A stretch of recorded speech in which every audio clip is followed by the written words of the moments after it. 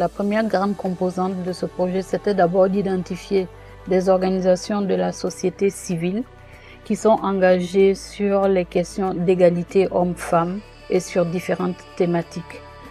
De renforcer les capacités de ces organisations de la société civile pour qu'ils puissent mieux défendre les questions de genre, ils puissent être mieux structurés, mieux organisés et mieux capables aussi de gérer les ressources financières qui sont mises à leur disposition.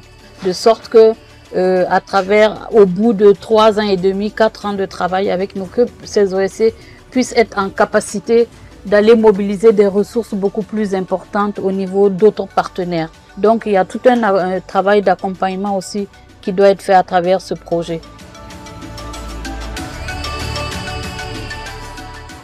Au-delà du financement et de l'exécution des activités, des initiatives, il y a surtout ce que Fonds Genre met en avant, c'est le renforcement qui va rester aux OSC. C'est-à-dire qu'après l'exécution et la fin du financement, elles peuvent postuler à des mécanismes de subvention beaucoup plus importants en termes de genre.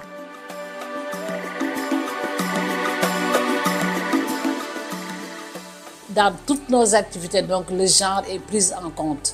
Et en général même, les équipes sont à 60% de filles et 40% de garçons.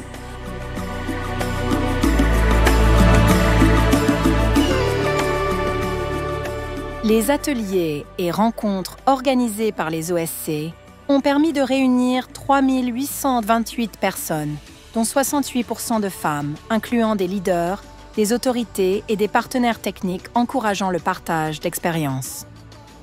1216 personnels d'OSC formés, dont 65% de femmes, ont vu leur vie changer.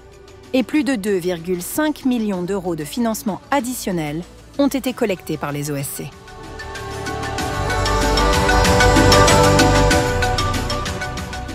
L'atelier qui s'est tenu ici sur les fonds JAR et Sahel nous a permis d'abord de nous connaître les femmes de ces pays qui se sont réunies toutes ensemble avec des diversités des activités, mais qui convergent sur comment améliorer la condition de vie de la femme au Sahel.